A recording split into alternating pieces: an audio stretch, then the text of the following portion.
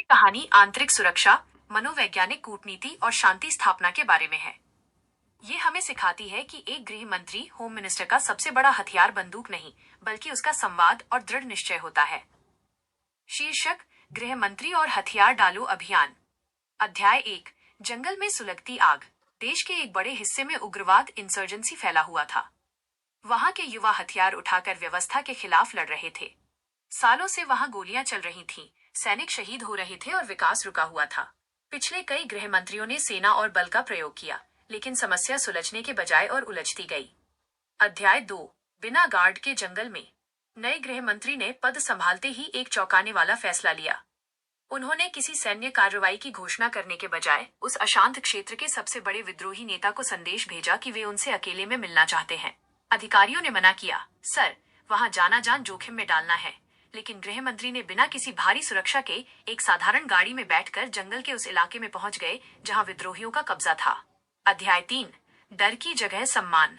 विद्रोही नेता हाथ में बंदूक लिए खड़ा था।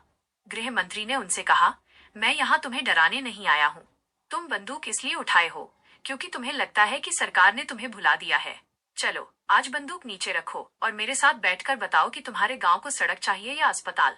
उन्होंने उसी रात वहां के स्थानीय लोगों के साथ जमीन पर बैठकर खाना खाया।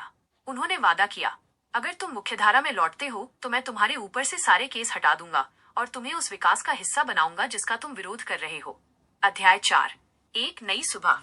गृह मंत्री की इस सादगी और हिम्मत ने विद्रोहियों का दिल जीत लिया। अगले ही हफ्ते हजारों विद्रोहियों ने सार्वजनिक रूप से अपने हथियार डाल दिए। गृह मंत्री ने सेना को वहां से हटाकर विकास की मशीनें भेज दी। उन्होंने साबित कर दिया कि देश का दिल जीतने के लिए सीमाओं पर दीवारें नहीं, बल्कि दिलों में विश्वास पैदा करना पड़ता है। शांति बहाल हुई और वह क्षेत्र जो कभी गोलियों की आवाज से गूंजता था, अब वहां स्कूलों की घंटियां बजने लगी। दोस्तों, ताकत दिखाने से डर पैदा होता है, लेकिन अपनों को गले लगाने से राष्ट्र बनता है। गृह मंत्री का असली फर्ज सिर्फ सीमाओं की रक्षा नहीं, बल्कि देश के भीतर के हर नागरिक के मन से डर मिटाना है।